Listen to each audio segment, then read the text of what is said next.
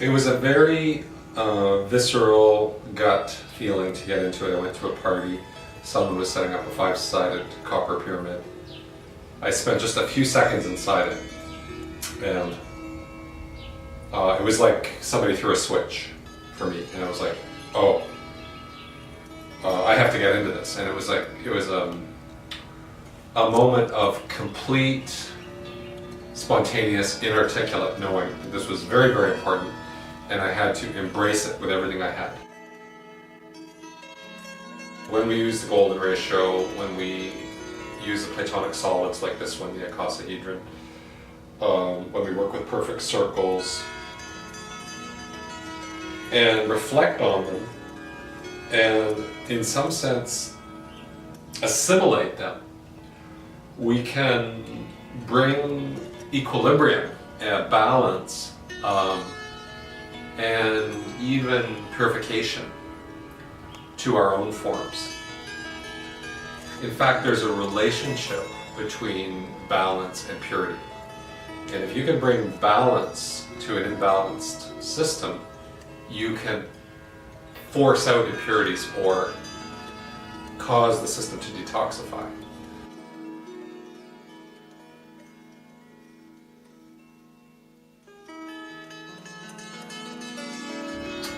I think that we live in times today when most people have forgotten that the body is a temple for the soul, if you like. And when we use these kinds of devices, I have devices that sort of fill up a room that you could sit in or sleep in. I've spent many years sleeping in devices. I have smaller devices like this one that hang, devices like the one on the table.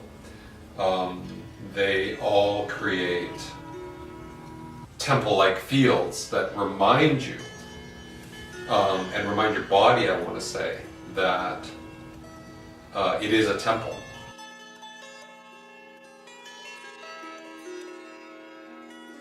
It's not just a class of forms, it's actually a way of thinking, a way of living, which is really about natural order, coming into alignment with natural order. Another way of talking about it is, or thinking about it, is to ask yourself the question: does what I'm doing feel good? Is what I'm thinking and how I'm acting part of the world becoming what I want it to become?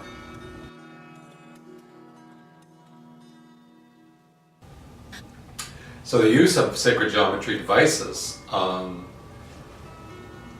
leads to greater equilibrium, leads to the release of negative substances or foreign substances, and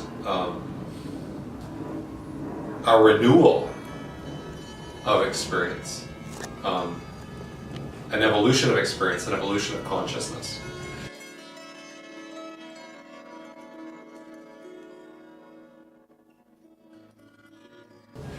And it's no accident that so many temples and places of worship embody these principles of symmetry. In different periods of history, many sacred buildings have used the golden ratio. Knowledge of the golden ratio has come and gone with the rise and fall of civilizations. And in a sense, what I've been doing is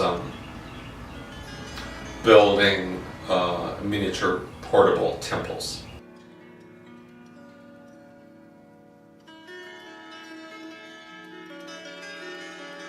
So the power doesn't really lie here, it really lies here.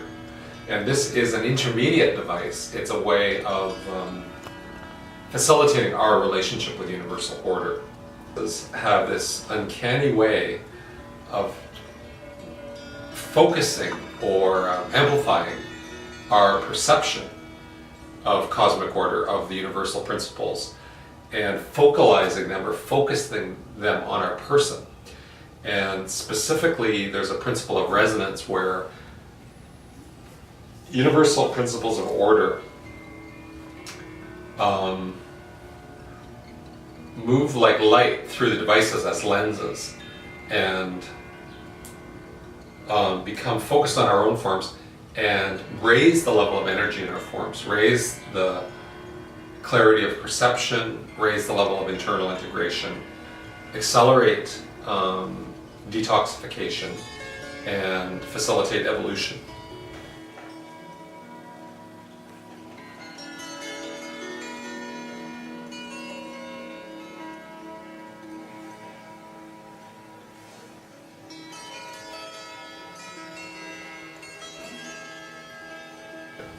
There are underlying principles to the universal design that are pervasive, and no matter how warped we may make our civilizations, no matter how distorted we may become as individuals in these warped civilizations, nevertheless, these universal design principles are always there.